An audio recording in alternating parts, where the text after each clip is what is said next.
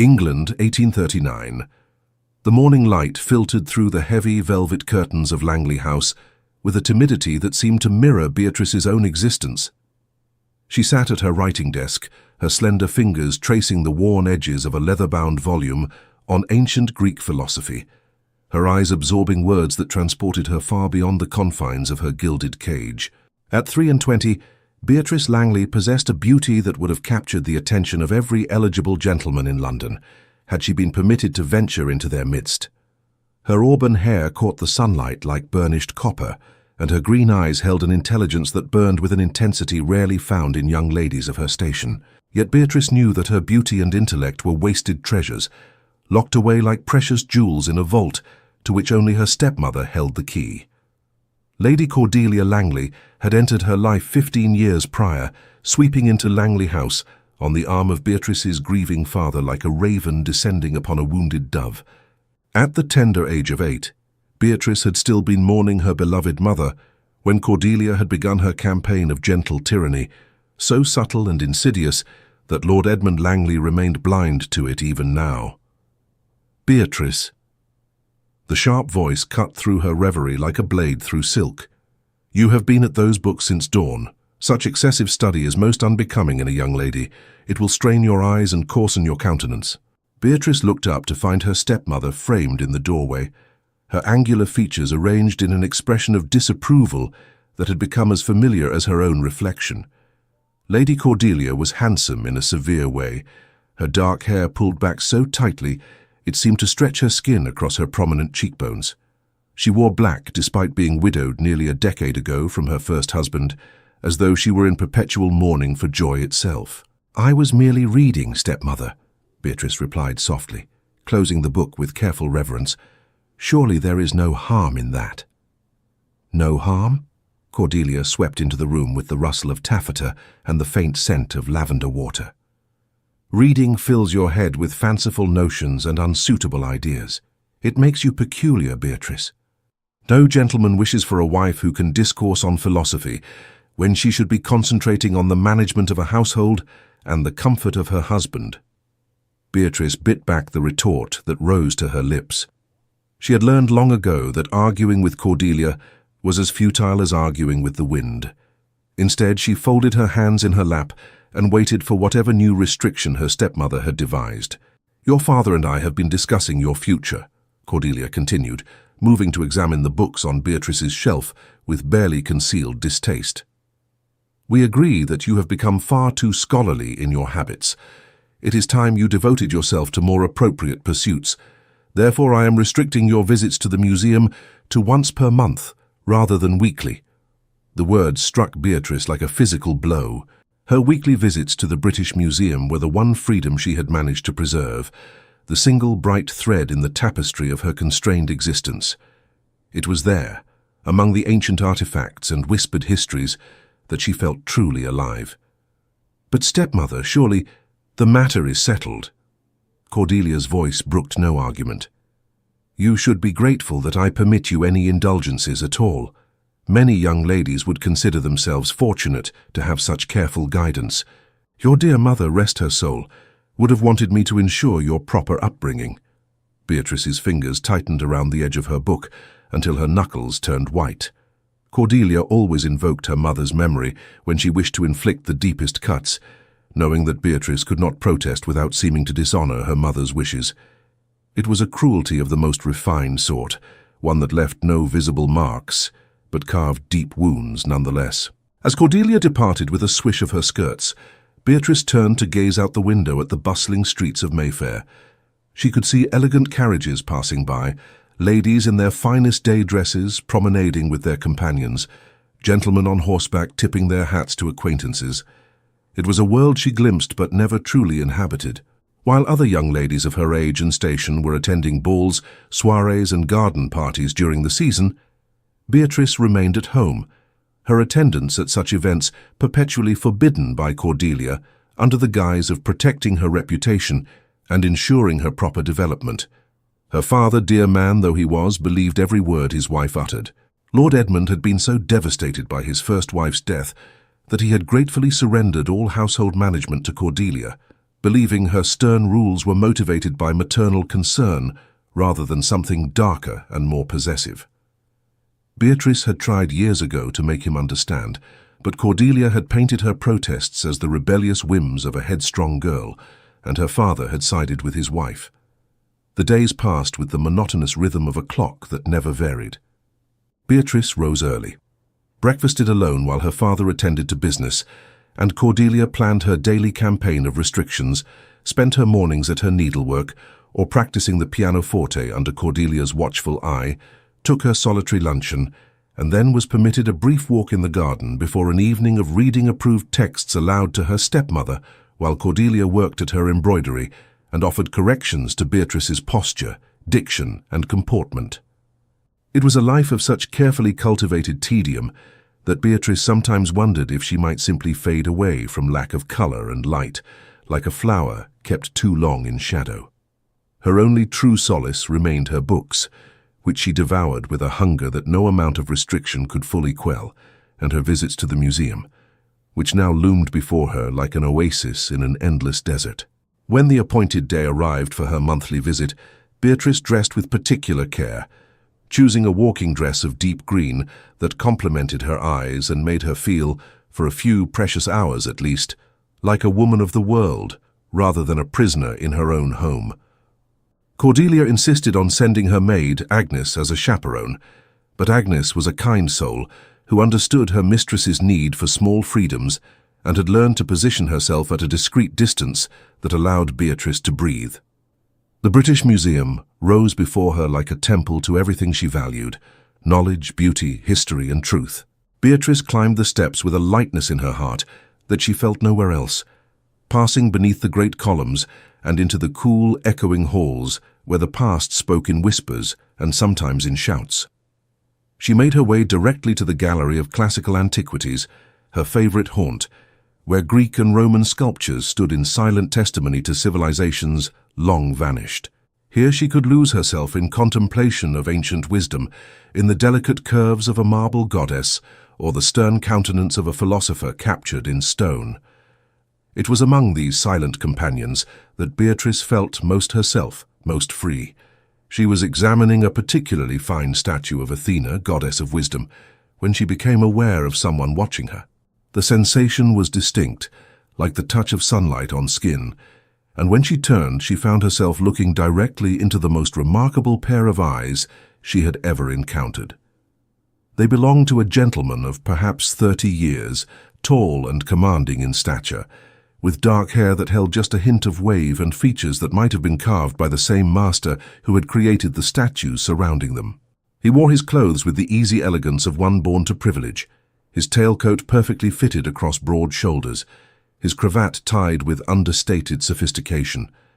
But it was his eyes that held her captive, dark and intense, regarding her with an expression of such focused interest that she felt suddenly breathless. "Forgive my intrusion," he said, his voice rich and cultured, "but I could not help but notice your contemplation of Athena.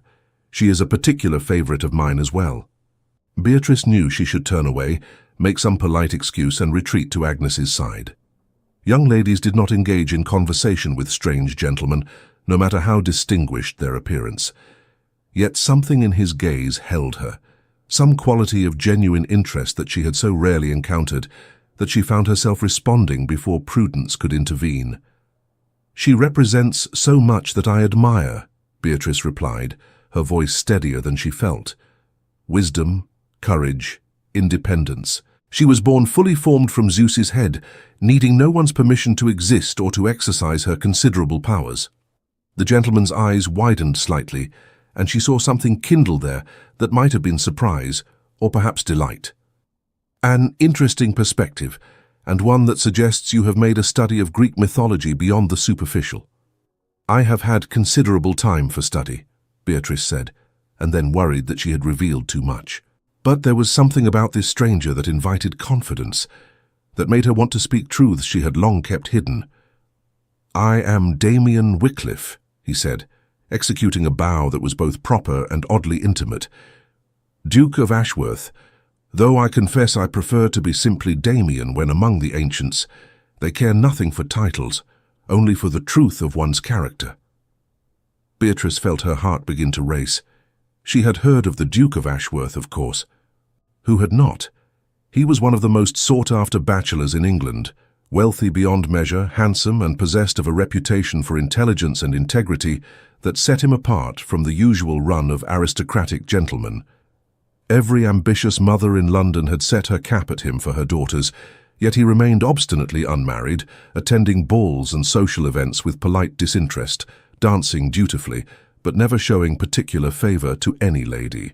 "I am Beatrice Langley," she heard herself say, offering a curtsy that felt absurdly formal given the strange intimacy of their conversation. "Miss Langley." He spoke her name as though testing its weight, finding it pleasing. "Tell me, what brings a lady of evident learning to the museum today? Surely you must have countless social engagements demanding your attention during the season." The question, innocent though it was, opened a door Beatrice had not meant to approach. Yet she found herself stepping through it, drawn by the genuine curiosity in his expression and the peculiar certainty that this man, this duke she had met mere moments ago, would understand what others could not. "I have no social engagements," she said quietly. "I am not permitted to attend balls or parties. My stepmother believes such activities would be detrimental to my character and reputation. Thus, I have made the museum my ballroom and the poets and philosophers my dancing partners." She had meant to speak lightly, to make a jest of her circumstances, but her voice betrayed her, carrying an undercurrent of loneliness that she immediately wished she could retract. Damien's expression shifted, the polite interest deepening into something more profound. "Not permitted," he repeated carefully. "Forgive me if I presume, but you appear to be of an age where such decisions might reasonably be your own." Beatrice offered a sad smile. Age matters little when one's stepmother holds the keys to every door, and one's father believes his wife acts only from the purest motives. "Lady Cordelia has decreed that I am not ready for society, and so I remain at home, studying and reading and becoming, as she frequently reminds me, increasingly peculiar and unsuitable for marriage. It is an interesting paradox. I am kept from society to preserve my suitability for it, yet with each passing year, that very isolation makes me less suitable in the eyes of the world." Damien moved closer, his attention so completely focused upon her that Beatrice felt as though they were the only two people in the vast museum. "May I be frank with you, Miss Langley?" She nodded, her throat too tight for words. "I have attended every ball, soirée and social gathering this season has offered," he said, his voice low and earnest. "I have danced with dozens of young ladies, each carefully groomed to display their accomplishments like performing ponies at a fair. They recite their pieces, play their approved selections on the pianoforte, display their watercolors and their needlework, and speak only of the weather, fashion, and the most innocuous gossip. Not one of them has looked at a statue of Athena and seen in her a reflection of their own desires for wisdom and independence. Not one has spoken with such intelligence and passion about anything of substance. Your stepmother has sought to make you unsuitable for marriage, Miss Langley, but what she has actually done is make you unsuitable for the sort of tedious match that plagues most of society. She has, quite inadvertently, made you extraordinary." The words fell upon Beatrice like rain upon parched earth. She stared at Damien, searching his face for mockery or deception, but found only sincerity and something else, something that made her pulse quicken and her breath catch in her throat. "You speak very boldly, Your Grace," she managed to say. "I have learned that life is too short for timidity," he replied. "I lost my parents when I was young, not unlike yourself, I suspect. I inherited the dukedom at 20, and with it the responsibility for vast estates and hundreds of people dependent upon my decisions. Such responsibility teaches one to recognize value when one encounters it, and to seize opportunity rather than let it slip away." They stood in silence for a moment, the ancient statues bearing witness to the beginning of something neither could yet name. Then Damien spoke again, his voice carrying an intensity that made Beatrice tremble. "There is to be a ball next week at Ashworth House. It is the culminating event of the season, and every eligible lady in London will be in attendance. Miss Langley, would you do me the extraordinary honor of attending as my particular guest?" The invitation hung between them, beautiful and impossible as a star plucked from the sky. Beatrice felt tears prick at her eyes, mourning what could never be, even as her heart soared at the asking. "Your Grace, I cannot," she whispered. "I have already told you that I am not permitted to attend balls. My stepmother would never allow it." "Then we shall not ask her permission," Damien said, his jaw setting with determination. "I shall call upon your father and extend the invitation formally. Surely even the most severe stepmother cannot deny a duke." Beatrice shook her head, though every fibre of her being longed to say yes. "You do not understand. She will find a way. She always does. She will claim I am ill, or that there has been a family emergency, or that some scandal makes it impossible. I have learned not to hope for such things, Your Grace. Hope is the cruelest master when it cannot be fulfilled." Damien reached out, and for one breathless moment, Beatrice thought he might take her hand. Propriety held him back, but his fingers trembled with the restraint. "Miss Langley, I have built my life on making the impossible possible. I have turned failing estates into profitable enterprises, negotiated peace between warring families, and convinced Parliament to pass legislation that wiser men claimed could never succeed. Do you truly believe that one obstinate stepmother will prove an insurmountable obstacle?"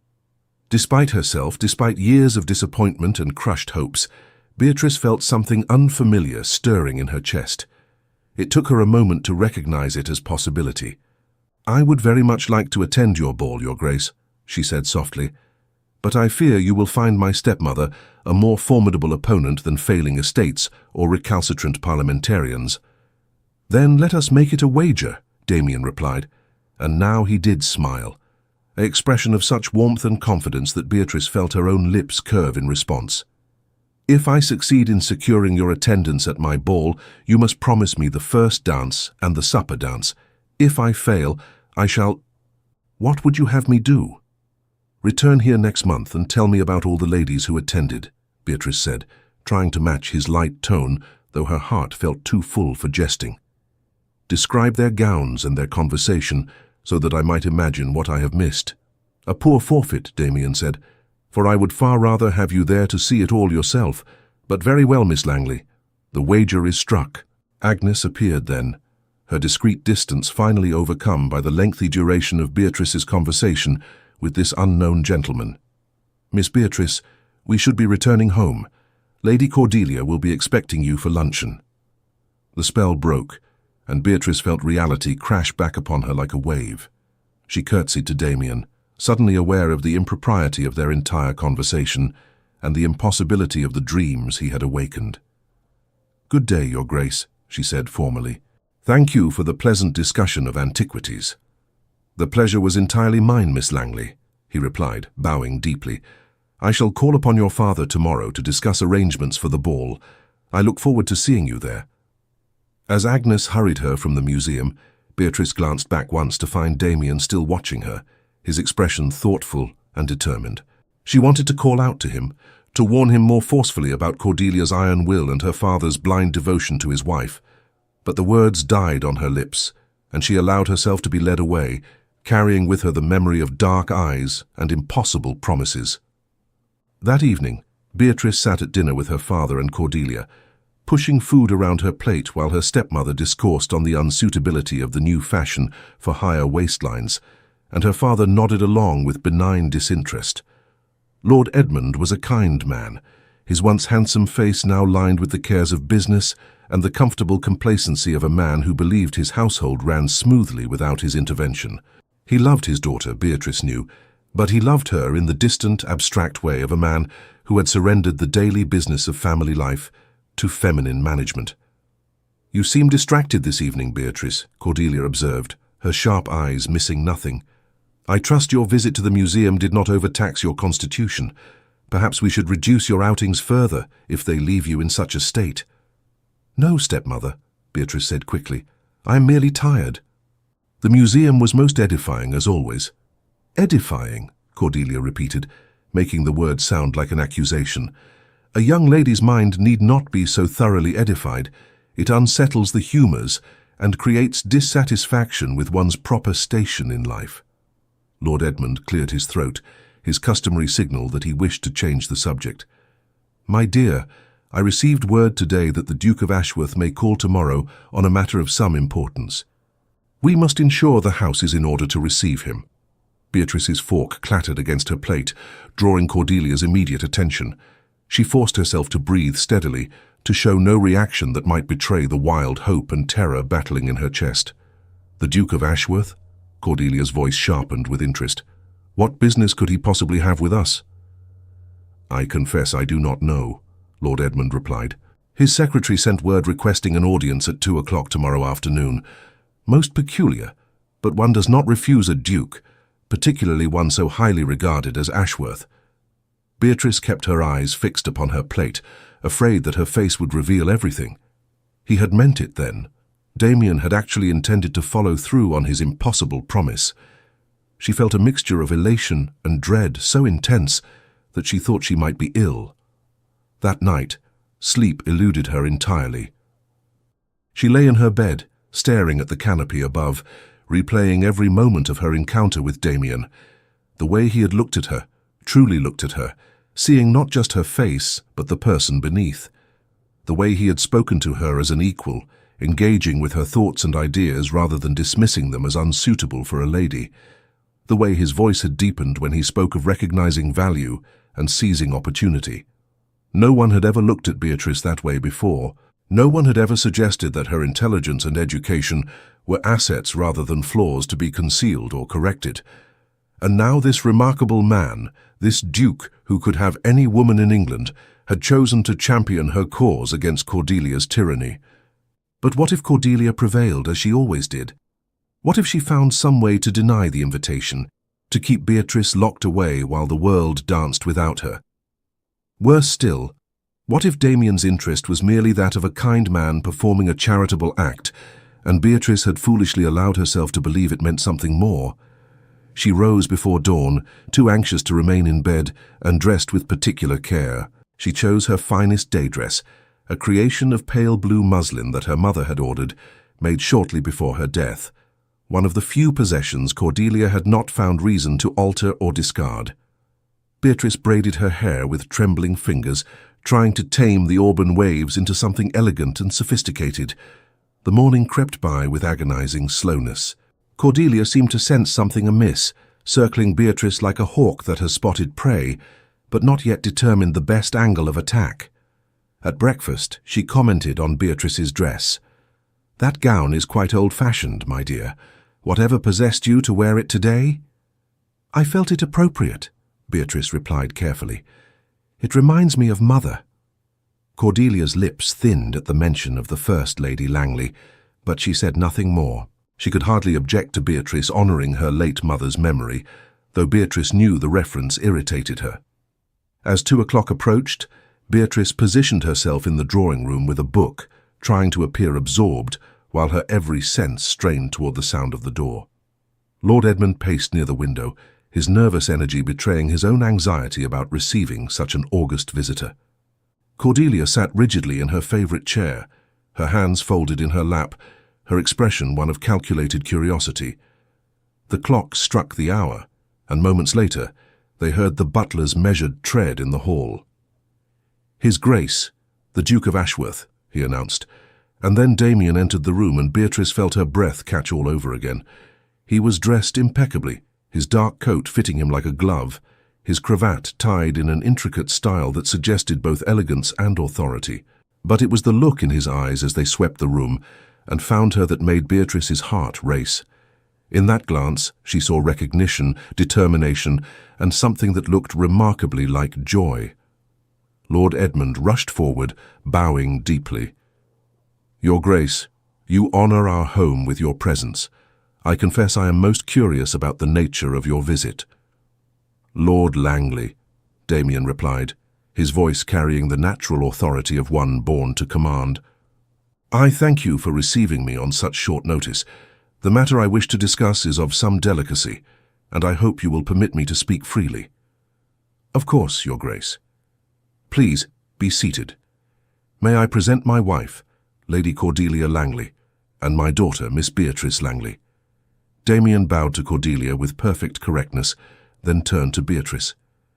When he took her hand and kissed it in greeting, she felt the touch like a brand, warm and claiming. "Miss Langley and I met yesterday at the British Museum. It was a most enlightening encounter." Cordelia's eyes narrowed, and Beatrice saw the wheels of her stepmother's mind begin to turn, calculating implications and formulating responses. "How delightful," Cordelia said, her voice honey-sweet with an undercurrent of warning. Beatrice so rarely has the opportunity to converse with gentlemen, given her retiring nature and delicate constitution. "I hope she did not bore you with her excessive interest in dusty old artifacts." "On the contrary," Damien replied smoothly, taking his seat with the easy grace of one completely at home in any setting. "I found Miss Langley's knowledge and perspective quite refreshing. It is rare to encounter a lady who can discourse so intelligently on classical philosophy and mythology, which brings me to the purpose of my visit." Lord Edmund leaned forward eagerly. "Please, Your Grace, speak freely." "I'm hosting a ball next week at Ashworth House," Damien began. "It is to be the premier event of the season, with guests including members of the royal family and distinguished visitors from the continent. After meeting Miss Langley yesterday, I found myself quite struck by her intelligence and grace. I would be honored if she would attend as my particular guest." The silence that followed this pronouncement was so profound that Beatrice could hear the ticking of the mantel clock. Lord Edmund's face transformed, his expression moving from surprise to delight to paternal pride in rapid succession. "Your Grace, this is an extraordinary honor," he exclaimed. "Of course Beatrice must attend, to be singled out by the Duke of Ashworth himself. My dear, you have made your old father very proud. Lady Cordelia, is this not wonderful news?" All eyes turned to Cordelia, who sat frozen in her chair, her face a mask of barely controlled fury. Beatrice knew that expression well. It was the look her stepmother wore when her carefully constructed plans were being threatened, when she felt her control slipping away. But even Cordelia could not openly refuse a duke's invitation, not without revealing the true nature of her restrictions on Beatrice. "It is indeed unexpected, Your Grace," Cordelia said, her voice tight. "However, I fear there may be some impediment to Beatrice's attendance. She has been experiencing a delicate constitution of late, and I worry that the excitement and exertion of a grand ball might prove too taxing for her health." Damien's expression remained pleasant, but Beatrice saw steel enter his eyes. "I am sorry to hear that Miss Langley has been unwell. However, she appeared in excellent health yesterday at the museum. Perhaps the indisposition is not as severe as you feared." "A mother knows her child's constitution better than a stranger, no matter how exalted his title," Cordelia replied, and Beatrice heard the warning in her voice. But Cordelia had made a critical error in claiming maternal authority over a stepdaughter, while speaking to a man who clearly valued honesty. "Indeed," Damien said quietly, "a mother's concern is natural and proper. However, I must confess that Miss Langley mentioned certain restrictions placed upon her social activities. It would be a grave pity if an unfounded concern for her health were to deprive her of an opportunity that might never come again. Lord Langley, as Miss Langley's father, surely the decision rests with you." It was a masterful stroke. Damien had simultaneously reminded Lord Edmund of his paternal authority, while gently implying that Cordelia's restrictions might not be entirely motivated by genuine concern for Beatrice's well-being. Beatrice watched her father's face, saw confusion war with pride, saw him look between his wife and daughter as though truly seeing them for the first time in years. "Beatrice, my dear, are you truly unwell?" Lord Edmund asked, his voice uncertain.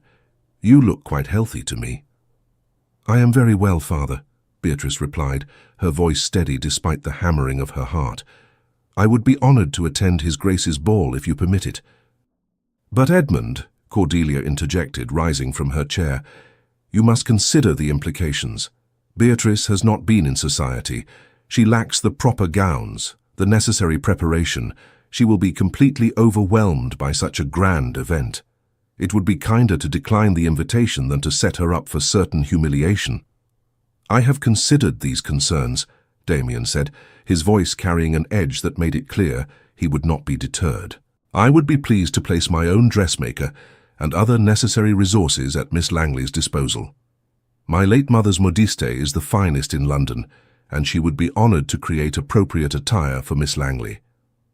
As for the social aspects, I shall personally ensure that Miss Langley is comfortable throughout the evening. She will be under my protection and guidance." The offer was so generous, so clearly motivated by genuine interest rather than mere politeness, that even Cordelia could not refuse it without appearing churlish and cruel. Lord Edmund's face had lit up with an expression of paternal pride and social ambition that made Beatrice's chest tighten with a mixture of hope and resentment. Why had her father never questioned Cordelia's restrictions before? Why had it taken a duke's intervention to make him truly look at his daughter? "This is most generous, Your Grace," Lord Edmund said warmly. "Of course Beatrice shall attend. It is an opportunity beyond anything I had dreamed for her. Lady Cordelia, you must see that this is a blessing. Think of what it could mean for Beatrice's future." Cordelia's jaw clenched so tightly that Beatrice could see the muscle jump beneath her skin. But she had been outmaneuvered, and she knew it. To continue objecting would reveal the true nature of her control over Beatrice, and potentially damage her own standing in her husband's eyes. "Of course you are quite right, Edmund," she said, though each word seemed to cost her dearly. "I am merely concerned for Beatrice's welfare, as any mother would be. But if His Grace is willing to provide such extensive assistance, then naturally we must accept this gracious invitation." "Excellent," Damien said, rising from his seat. "I shall send Madame Rousseau to call upon Miss Langley tomorrow morning to begin preparations for her attire.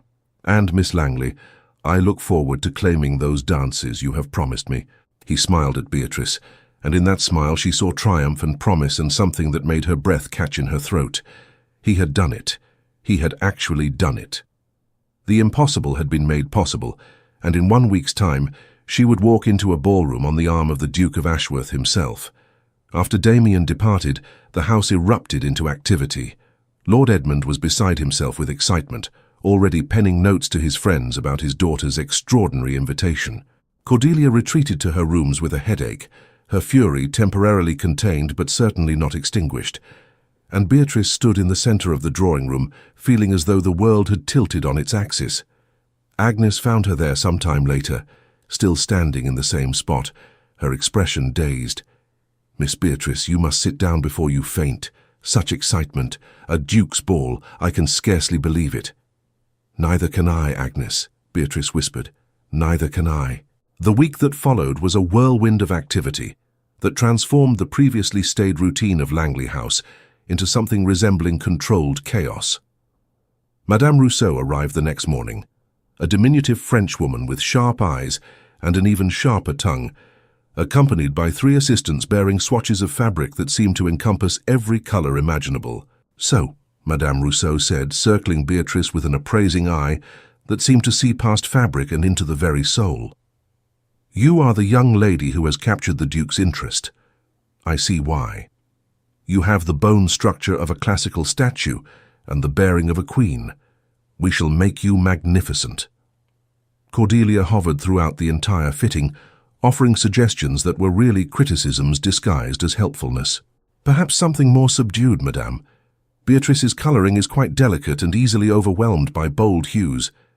Madame Rousseau fixed Cordelia with a look that would have felled a lesser woman. "With respect, Lady Langley, I have been dressing the finest ladies of London for 30 years.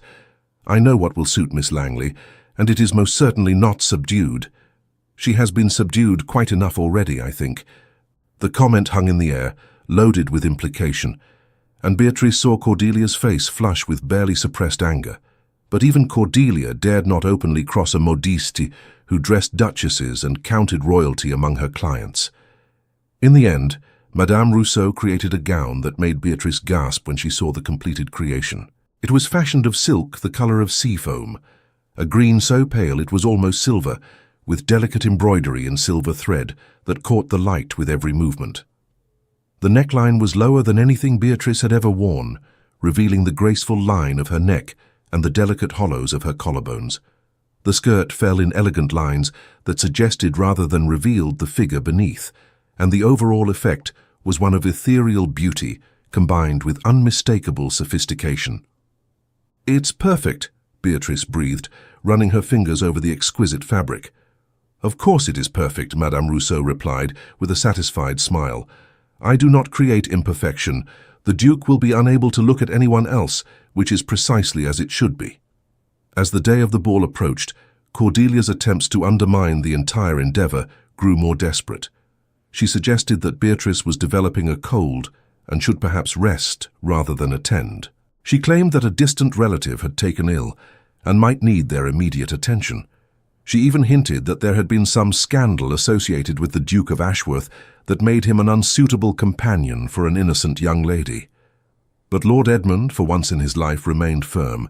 He had seen the honour being paid to his daughter, and he would not allow it to be dismissed. Moreover, Damien had taken the precaution of calling at Langley House twice more during the week, ostensibly to ensure that Beatrice had everything she needed for the ball, but really to demonstrate his continued interest and to make it impossible for Cordelia to manufacture an excuse for Beatrice's absence. On these visits, he and Beatrice were permitted to converse in the drawing-room under Cordelia's watchful eye, though the conversations were necessarily restrained by propriety and the presence of an increasingly hostile chaperone. Yet even these brief encounters revealed depths to Damien's character that left Beatrice more certain with each passing day that her feelings for him were deepening beyond simple gratitude. He spoke of his estates with genuine affection for the land and concern for the tenants who worked it. He discussed politics with a nuance that revealed a mind unafraid of complexity and unwilling to accept simple answers to difficult questions.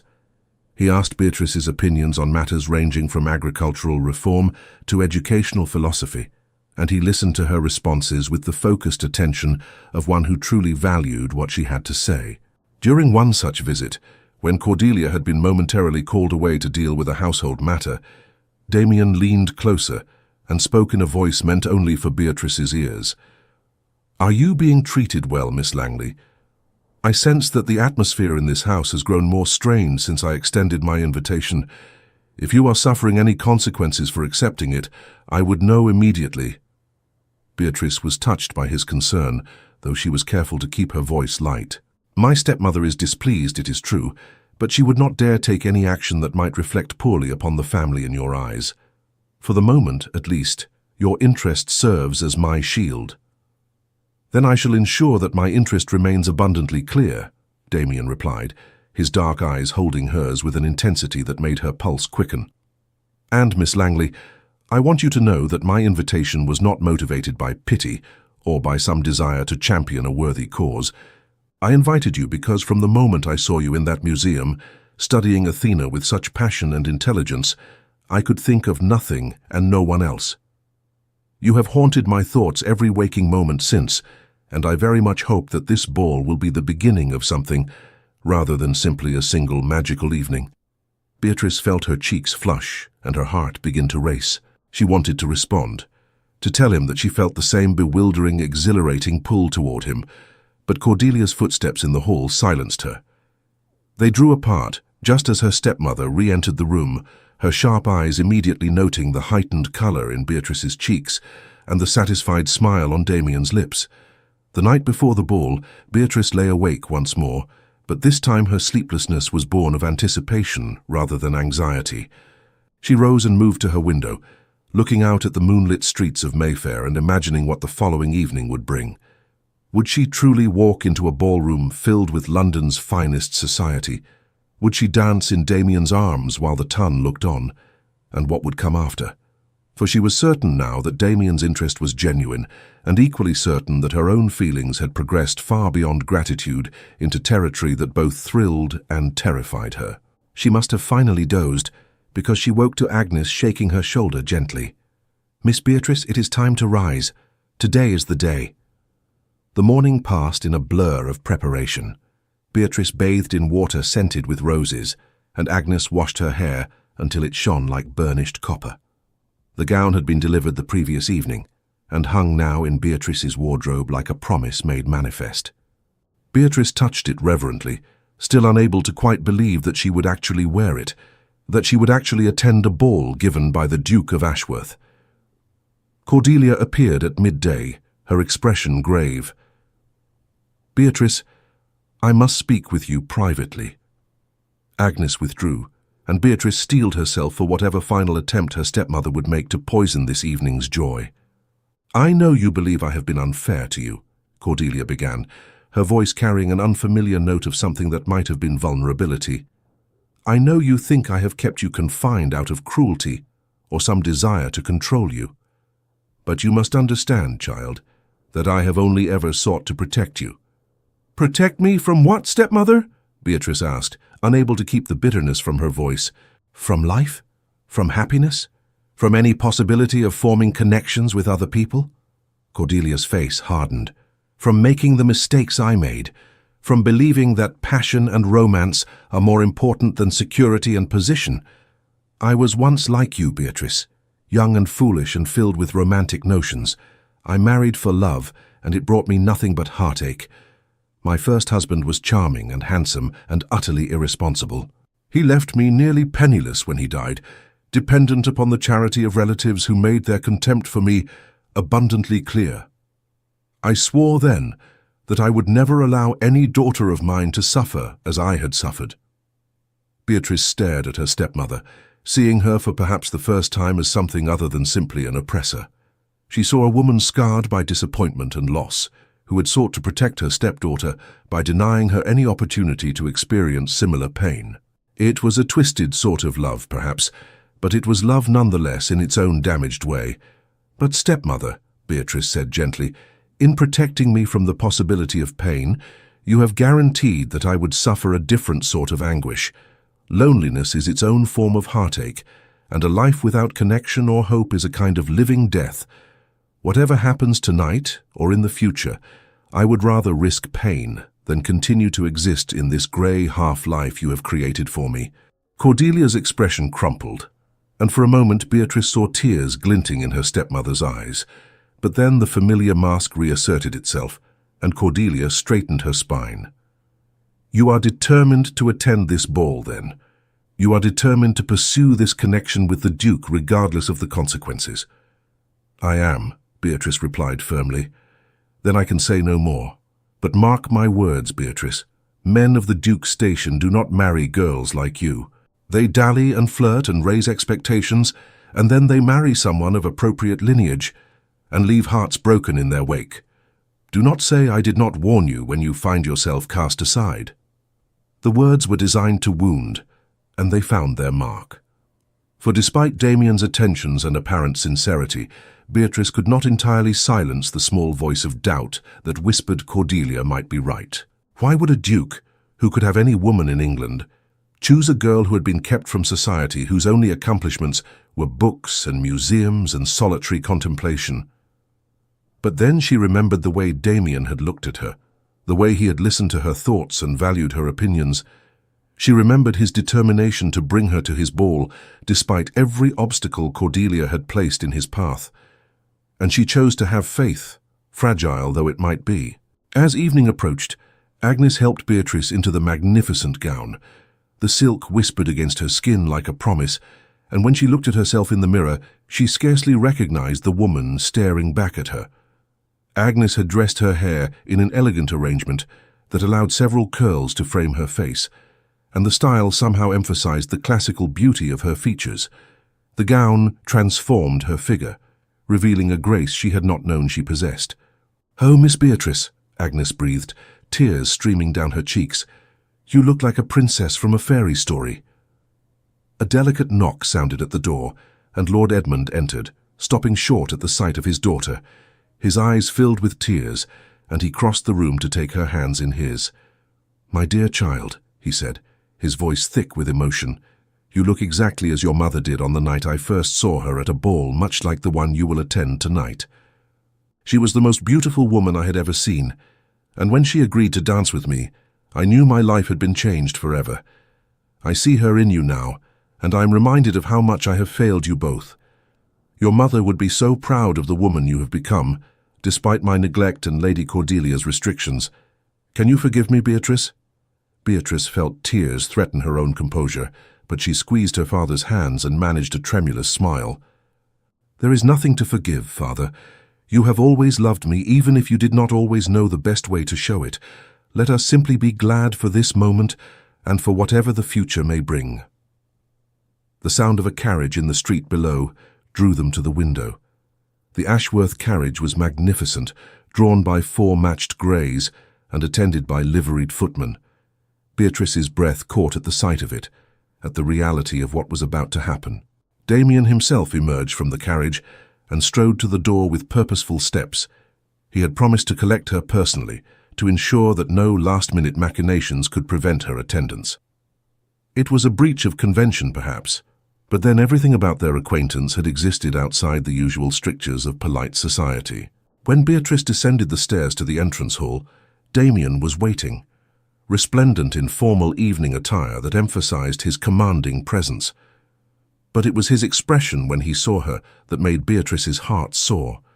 His eyes widened, his lips parted slightly, and he stood transfixed as though he had been struck by lightning. "Miss Langley," he said, his voice rough with emotion, "you are absolutely breathtaking." "Thank you, Your Grace," Beatrice replied, curtsying gracefully. "I am ready if you are willing to take me." "I would be honored beyond measure," Damien said, offering her his arm. "Shall we, my lady?" Beatrice glanced back once to see her father beaming with pride, and Cordelia standing rigid with an expression that mingled resentment and something that might have been grudging acceptance. Then she placed her hand on Damien's arm and allowed him to escort her to the waiting carriage. The interior of the carriage was luxurious, upholstered in velvet the color of midnight, and appointed with every comfort. As soon as they were settled and the carriage began to move, Damien turned to her with an expression of such warmth that Beatrice felt herself blush. "I have been counting the hours until this moment," he said. "The house has been in an uproar of preparation for days, but I confess I cared nothing for any of it except the prospect of seeing you walk through the doors."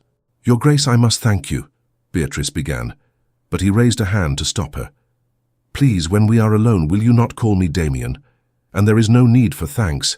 I am the one who should be grateful to you for agreeing to attend, for giving me the opportunity to show you off to all of London, and to perhaps convince you that a duke can be more than simply a title and a grand house." "I have never thought of you as simply a title," Beatrice replied honestly. "From the moment we met, you have been Damien first and the Duke second. But I must confess I am terrified. I have no experience with grand balls or polite society. What if I embarrass you? What if I make some dreadful social error that reflects poorly upon your judgment in inviting me?" Damien reached across the space between them and took her hand, his touch sending warmth flooding through her. "Beatrice, listen to me carefully. You could never embarrass me. Your intelligence, your grace, your genuine warmth and honesty make you worth 1,000 women who have been trained from birth in the superficial arts of society. I do not want you to pretend to be someone you are not. I want you to be exactly yourself, because that is the person who has captivated me so completely." They rode in companionable silence for a time, Beatrice's hand still held in Damien's, the connection between them palpable and electric. As they approached Ashworth House, Beatrice could see lights blazing from every window and hear the strains of music drifting through the evening air. Carriages lined the street, depositing elegantly dressed ladies and gentlemen who climbed the steps and disappeared into what looked like a palace. "Are you ready?" Damien asked as their carriage drew to a halt. Beatrice took a deep breath, feeling as though she stood on the edge of a precipice. Everything in her life was about to change, for better or worse. There would be no going back to the quiet, confined existence she had known. Whatever happened after this night, she would be altered by it. "I am ready," she said, and meant it. Damien emerged first and handed her down from the carriage with exquisite care. As Beatrice's feet touched the ground, she was immediately aware of the eyes upon them. Other guests arriving at the same moment had paused to stare at the sight of the Duke of Ashworth, handing down an unknown young lady with such obvious care and attention. The whispers began immediately, a susurrus of speculation that followed them up the steps. "Who is she? I have never seen her before. She must be someone of importance if the Duke himself collected her. Look at that gown. It must have cost a fortune." Beatrice kept her head high, her hand resting on Damien's arm, drawing strength from his solid presence beside her. They passed through doors thrown wide to reveal an entrance hall of breathtaking magnificence. Marble columns soared toward a frescoed ceiling, and twin staircases curved upward to the ballroom above. Flowers adorned every surface, their fragrance perfuming the air, and candlelight blazed from crystal chandeliers that cast rainbows across the assembled guests. As they ascended the staircase, Damien leaned close and murmured, "The entire ton is about to meet the woman who has captured my interest. Let them look their fill and draw whatever conclusions they wish. I am proud to have you on my arm." At the entrance to the ballroom, a major domo announced their arrival. His Grace the Duke of Ashworth and Miss Beatrice Langley. The conversation in the room did not stop, precisely, but it altered in quality. Beatrice felt the weight of hundreds of eyes upon her as she and Damien paused at the top of the stairs. The ballroom was even more magnificent than she had imagined, with gilt-trimmed walls, enormous mirrors that multiplied the candlelight and the swirl of elegant dancers, and an orchestra positioned on a dais at the far end. Damien led her onto the floor, just as the orchestra struck up a waltz. Without asking permission, without giving her time to become nervous, he swept her into the dance. His hand at her waist was firm and sure, guiding her through the steps with such expertise that she felt as though she were floating. Beatrice had learned to dance from a manual, practicing alone in her room while imagining distant music, never believing she would actually have the opportunity to dance in a real ballroom with a real partner. But dancing with Damien was nothing like her solitary practice. This was magic made manifest, her body responding to his lead as though they had been dancing together for years rather than moments. They moved in perfect synchrony, and Beatrice found herself laughing with pure joy. "You are a natural dancer," Damien said, smiling down at her.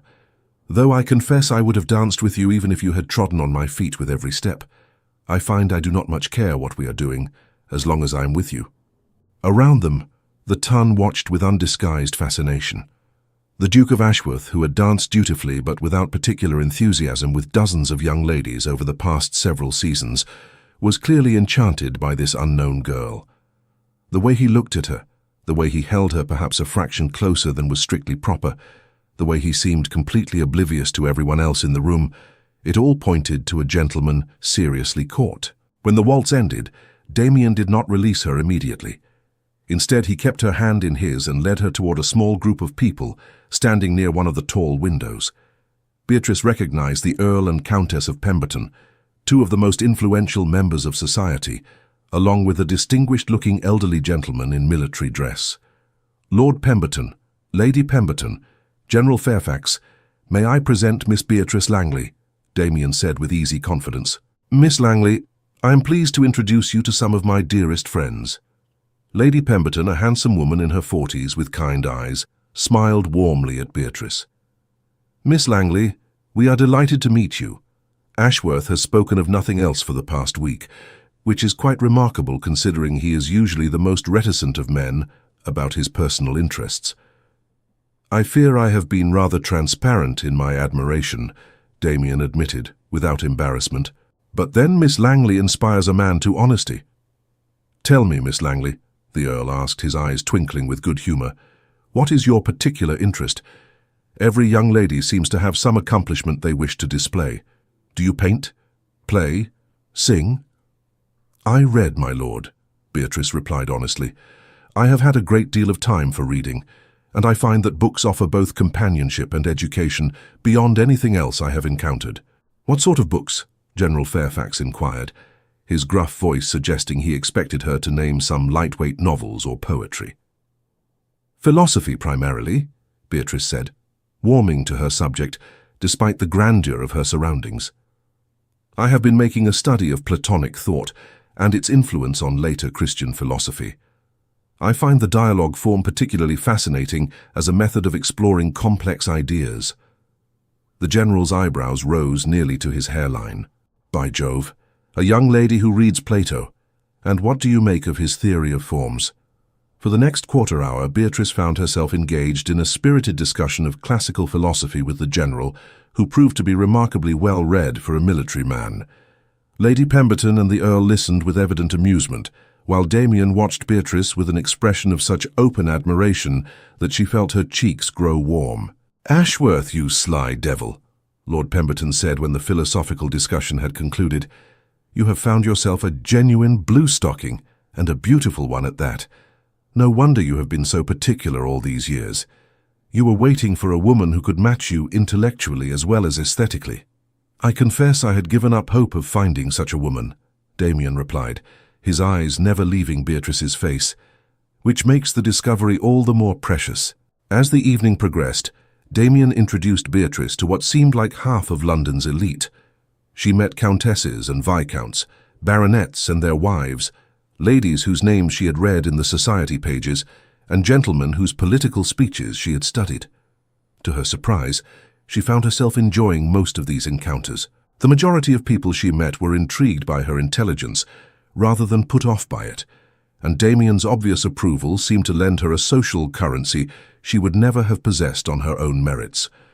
She danced with the Earl of Pemberton and General Fairfax, with Damien's cousin Lord Marcus Wycliffe, and with several other gentlemen whom Damien personally selected.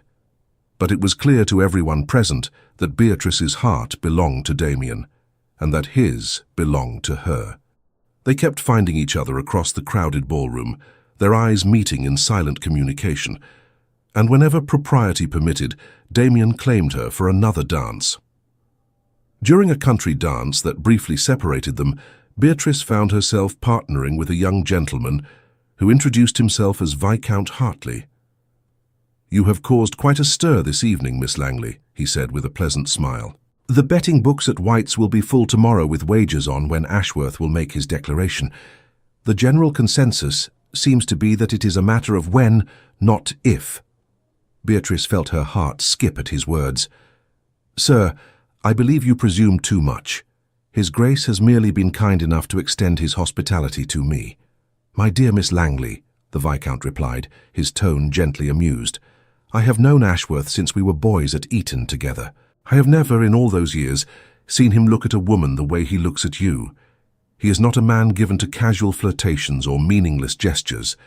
If he has singled you out in this manner, you may be certain his intentions are entirely serious."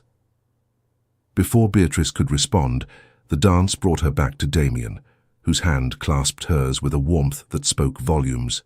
When the dance concluded, he led her toward the terrace, where they might find a moment of relative privacy. The night air was cool and sweet, scented with jasmine from the gardens below. Other couples strolled the terrace at discreet distances, but Damien guided Beatrice to a relatively secluded corner where they could speak without being overheard. "Are you enjoying yourself?" he asked, though the answer must have been plain on her glowing face. "It is beyond anything I ever dreamed," Beatrice replied honestly. "I feel as though I have stepped into one of the novels I have read, except that this is infinitely better because it is real, and you are here." Damien moved closer, his expression growing serious. "Beatrice, I must speak plainly, for I find I am incapable of subtlety where you are concerned. This evening was not simply about giving you the opportunity to attend a ball, though I am glad to have done so. It was about showing all of London that you are under my protection, that I value you above all other women, and that anyone who wishes to know me must accept you as well. But more than that, it was about showing you what your life could be if you would consent to share it with me." Beatrice's breath caught in her throat. "Damien, what are you saying?" "I am saying that I have fallen desperately, irrevocably in love with you," he said, his voice low and intense. "I knew it from the moment I saw you studying that statue of Athena, but I have become more certain with every word we have exchanged, every moment we have spent together. You are everything I never knew I needed, intelligent, compassionate, genuine, and so beautiful it makes my chest ache to look at you. I am saying that I want you to be my Duchess, my wife, my partner in all things. I am saying that I am asking you to marry me." The world seemed to stop spinning. Beatrice stared at Damien, her mind struggling to process what he had just said. He loved her. He wanted to marry her. The Duke of Ashworth, who could have any woman in England, was asking her, Beatrice Langley, the girl who had been locked away from society for 15 years, to be his wife. "But Damien," she whispered, "you barely know me. We have only met a handful of times. How can you be certain of your feelings? How long does it take to recognize the sun when you have been living in darkness?" he replied, reaching up to cup her face gently in his hands. I have spent years being introduced to perfectly suitable young ladies, dancing with them, conversing with them, and feeling nothing but polite interest at best and stultifying boredom at worst. Then I met you, and in the space of a single conversation, you awakened something in me I had begun to believe did not exist.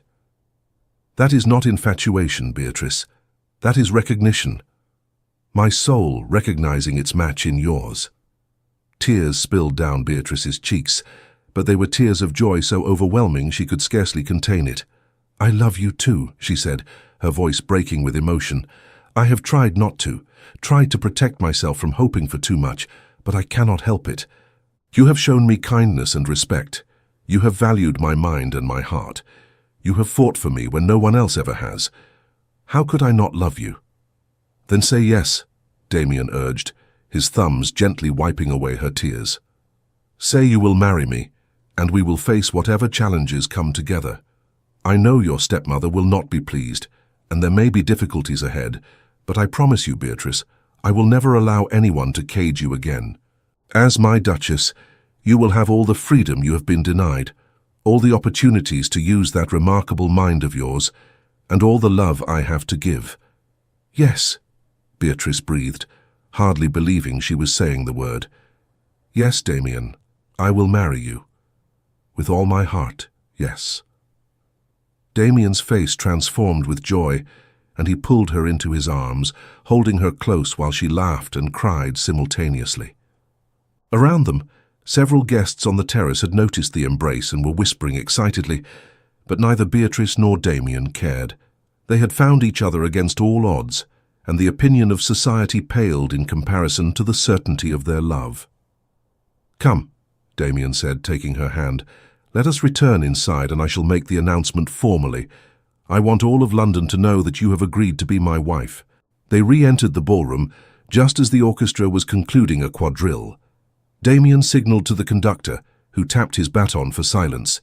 The chatter of conversation gradually died away as guests realized the Duke was about to make some announcement. Damien stood at the center of the ballroom, Beatrice's hand firmly clasped in his, and addressed the assembled company with the natural authority of one born to lead. My lords and ladies, friends and honored guests, I have an announcement that fills me with the greatest happiness. Miss Beatrice Langley has done me the extraordinary honor of accepting my proposal of marriage. I hope you will join me in celebrating this most joyous occasion. For a moment, there was stunned silence. Then Lady Pemberton began to applaud, and the sound was taken up by others until the entire ballroom rang with enthusiastic approval. Gentlemen called out congratulations, ladies rushed forward to exclaim over Beatrice's good fortune, and the orchestra struck up a triumphant melody. In the midst of the celebration, a commotion at the ballroom entrance drew everyone's attention. Beatrice looked up to see her father being admitted by the butler, his face flushed and his expression anxious. Behind him, to Beatrice's shock, was Cordelia, dressed in her customary severe black, and looking as though she had been dragged from her bed. Lord Edmund spotted Beatrice and Damien and pushed through the crowd toward them. Your Grace, Beatrice, I apologize for this intrusion, but when word reached me of your announcement, I felt I must come at once. I could not allow my daughter to become engaged without her father present to give his blessing. Lord Langley, Damien said warmly, still holding Beatrice's hand, your presence honors us. I should have come to you first to ask formally for Miss Langley's hand, but I found myself quite overcome with emotion and unable to wait. No apology necessary, Your Grace, Lord Edmund replied, his eyes shining with tears. I am simply grateful that my daughter has found such happiness. You have my blessing and my profound gratitude for recognizing the treasure that my Beatrice is. Cordelia had remained silent during this exchange, but now she stepped forward, her face a mask of conflicting emotions. She looked at Beatrice, really looked at her, perhaps for the first time seeing not a child to be controlled, but a woman who had escaped her grasp. Beatrice, Cordelia said, her voice tight, I see that you have made your choice. I hope you understand that I only ever wanted to protect you. Beatrice met her stepmother's gaze steadily. I know you believed you were protecting me, stepmother, but in trying to shield me from pain, you nearly stole my chance at joy. I hope that in time, you will be able to be happy for me. Cordelia's face worked with emotion, and for a moment, Beatrice thought she might actually apologize, might acknowledge the damage she had done. But Cordelia was too proud, too fixed in her beliefs for such a transformation. Instead, she simply nodded stiffly and stepped back, defeated but not reconciled. The remainder of the evening passed in a blur of congratulations and celebration. Damien never left Beatrice's side, his pride in her evident to everyone present. She found herself being welcomed into society with an enthusiasm that would have been impossible had she arrived under any other circumstances. The Duke's future Duchess could be nothing less than the Tun's newest favorite, and Beatrice found herself besieged by invitations and expressions of friendship. When the ball finally concluded in the early hours of morning, Damien insisted on escorting Beatrice home personally. They rode through the quiet streets of Mayfair in companionable silence, Beatrice's head resting on Damien's shoulder, his arm around her waist. "I still cannot quite believe this is real," Beatrice said softly. "This morning I was a girl who had never attended a ball. Tonight I am engaged to a duke. It seems impossible." "It is not impossible," Damien replied, pressing a kiss to the top of her head. "It is simply the beginning of the life you were always meant to have. Tomorrow we will begin planning the wedding, and I warn you, I am not inclined to wait long. I have spent too many years without you already." When they reached Langley House, Damien helped her down from the carriage and walked her to the door. There, in the soft light of dawn beginning to break over the city, he took both her hands in his.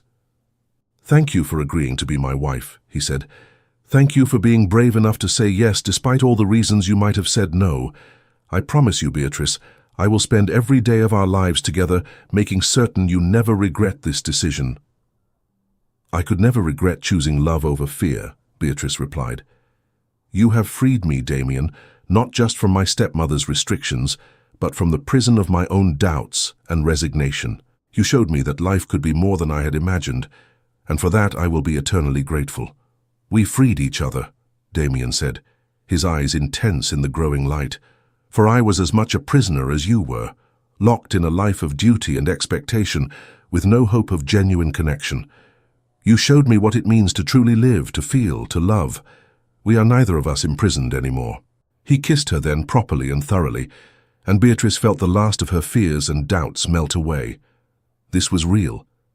This was her future, and it was more beautiful than any story she had ever read. The weeks that followed were a whirlwind of preparation and transformation.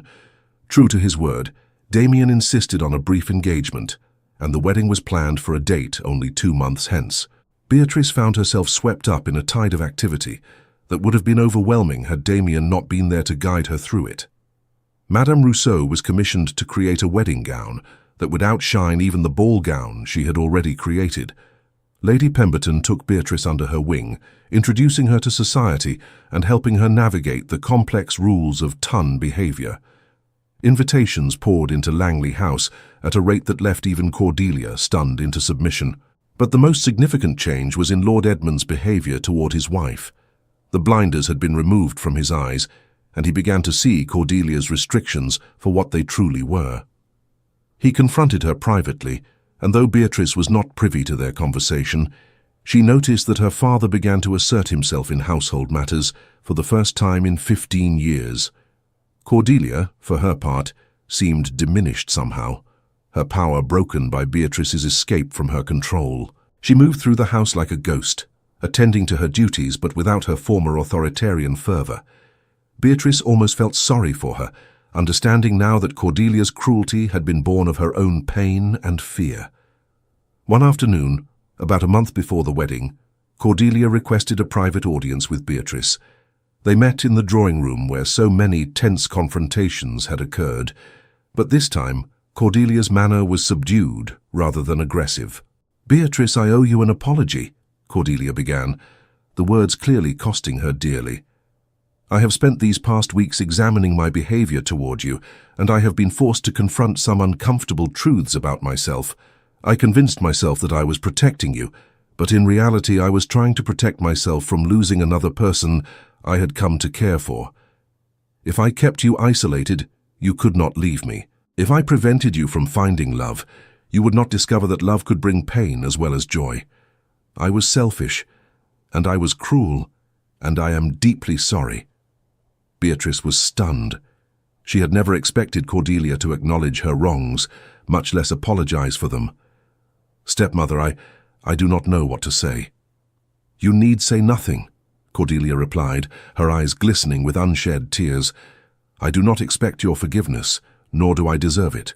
I simply wanted you to know that I do recognize what I have done, and that I am genuinely happy that you have found someone who values you as you deserve to be valued. The Duke is a good man, and he will make you happy in ways I never allowed you to pursue." Beatrice rose and crossed to where Cordelia sat, doing something she had not done in years. She embraced her stepmother gently. "I do forgive you, Cordelia. Not because what you did was right, but because holding on to anger would poison my own happiness. We cannot change the past, but perhaps we can build a better future." Cordelia returned the embrace stiffly, unused to such displays of affection, but Beatrice felt the older woman trembling with suppressed emotion. It was not a complete reconciliation, perhaps, but it was a beginning, and that was more than Beatrice had dared to hope for. The day before the wedding, Damien took Beatrice to Ashworth House to show her the Duchess's quarters that would soon be hers. The rooms were magnificent, decorated in soft shades of green and cream that Damien had specifically chosen to complement her colouring. But it was the library that made Beatrice gasp with delight. An entire wing of the house had been converted into a private library for her use, with towering shelves filled with books on every subject imaginable. There were comfortable chairs positioned near tall windows, writing desks equipped with the finest paper and ink, and a collection of classical sculptures that reminded her poignantly of the day they had met. "I had them bring Athena," Damien said, gesturing to a replica of the statue from the British Museum positioned in a place of honour. "I thought you might like to be reminded of where our story began." Beatrice turned to him with tears streaming down her face. "It is perfect. You are perfect. How did I become so fortunate?" "I am the fortunate one," Damien replied, pulling her into his arms. "Tomorrow you will become my Duchess, and every day after that I will wake up grateful that you said yes to a stranger in a museum who was bold enough to believe in love at first sight." The wedding took place at St. George's Church in Hanover Square, with what seemed like half of London in attendance. Beatrice wore a gown of ivory silk embroidered with silver thread, her mother's pearls at her throat, and a veil of the finest lace that had been worn by Damien's mother at her own wedding. She walked down the aisle on her father's arm, her eyes fixed on Damien's face, seeing there the love and commitment that would sustain them through whatever challenges life might bring. Lord Edmund gave her away with tears streaming down his face, whispering, "Your mother would be so proud. I am so proud." The ceremony itself passed in a blur of sacred words and solemn vows. Damien's voice was strong and sure as he promised to love, honour and cherish her. Beatrice's voice trembled with emotion but never wavered as she made her own vows. And when the vicar pronounced them husband and wife, and Damien kissed her with a passion barely contained by the sacred setting, Beatrice felt as though her heart might burst with joy. The wedding breakfast was held at Ashworth House, a magnificent affair attended by everyone who mattered in London society. Beatrice sat beside her new husband at the head table, accepting congratulations and well wishes with a grace that belied her inexperience with such gatherings. Lady Pemberton had become a dear friend, and she raised a toast to the new Duchess that brought tears to many eyes. "To the Duke and Duchess of Ashworth," she said, her voice carrying across the assembly, "may their love be as enduring as it is inspiring. They have shown us all that true happiness comes not from conforming to society's expectations, but from having the courage to follow one's heart and to recognize love when it appears, even in the most unexpected places."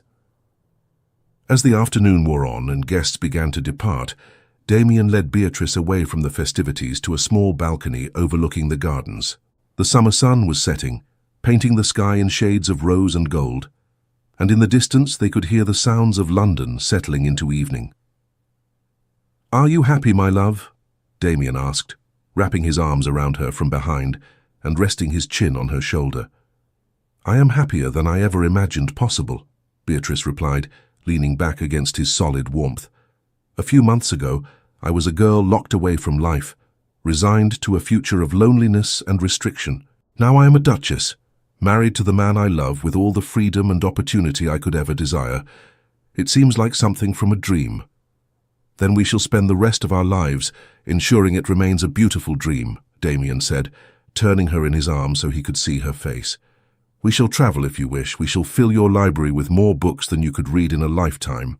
We shall host gatherings of the finest minds in England, so you can engage in all the philosophical debates your heart desires. We shall do whatever makes you happy, because your happiness is now the primary purpose of my existence. And what makes you happy? Beatrice asked, reaching up to cup his face in her hands. This, Damien replied simply. You in my arms, my ring on your finger, my name now yours. Knowing that every morning I will wake beside you, and every evening I will fall asleep with you in my embrace. Knowing that you chose me as I chose you, not for my title or my wealth, but for the man I am beneath all the trappings of rank. That is all the happiness I require. They kissed as the sun set over London, two souls who had found each other against all odds, who had fought past obstacles and restrictions to claim the love they deserved. And in that moment, as the last light faded from the sky and the stars began to appear, they both knew that this was not an ending, but a beginning. The first page of a story that would be written together, in joy and love, and the perfect freedom of two hearts finally united. In the years that followed, Beatrice became known throughout England, not just as the Duchess of Ashworth, but as a patron of education and a champion of women's intellectual development. She established schools for girls where classical education was emphasized alongside traditional accomplishments. She hosted salons at Ashworth House, where ladies could gather to discuss philosophy, science, and literature without fear of being dismissed as unfeminine or unsuitable. Damien supported her every endeavor, proud beyond measure of his brilliant, compassionate wife. Together they raised 4 children, 2 sons and 2 daughters, whom they encouraged to pursue knowledge and to value intelligence alongside kindness. The Ashworth children were taught that true nobility came not from birth, but from character, and that love was the greatest achievement any person could claim. Lord Edmund spent his remaining years as a doting grandfather, finally understanding the importance of being present in the lives of those he loved. And even Cordelia, humbled by her mistakes, became a gentler version of herself in her later years, finding some measure of peace in accepting rather than controlling the world around her. But it was Beatrice and Damien who remained the heart of the story, their love growing deeper and stronger with each passing year. On their 25th wedding anniversary, they returned to the British Museum, standing once more before the statue of Athena, where their story had begun. Do you remember what you said to me that day? Damien asked, his hair now touched with grey, but his eyes still as warm and loving as they had been in their youth. I said that Athena represented everything I admired. Wisdom, courage, and independence, Beatrice replied, still as beautiful as the day he had first seen her, though life had added character to her loveliness. You became all of those things, Damien said softly. Not because I freed you from your stepmother's control, but because you had the courage to seize the life you deserved when the opportunity presented itself. You saved yourself, my love. I simply had the privilege of standing beside you while you did so. Beatrice smiled and leaned against him, their bodies fitting together as perfectly as they had on their first waltz. We saved each other, she corrected, and we continue to save each other every day, from loneliness and complacency and the belief that life must be endured rather than celebrated. That is what love does. It transforms the impossible into the inevitable and makes every day an adventure worth experiencing. They stood together in the quiet of the museum, surrounded by the artifacts of civilizations long vanished, and knew that their own story would endure not in stone or metal, but in the hearts of their children and the countless lives they had touched. They had proven that love could conquer even the most rigid restrictions, that courage could overcome the deepest fears, and that happiness was not just a possibility, but a right worth fighting for. And in the end, that was all any story need be. A testament to the power of love, the triumph of hope, and the beautiful impossible possibility that 2 souls might find each other against all odds and build a life together that exceeded even their most cherished dreams. Thank you for staying with us until the end of this emotional journey. If this story touched your heart, we invite you to subscribe, like, comment, and share our channel. Your support inspires us to keep creating more stories of love, redemption, and breathtaking twists.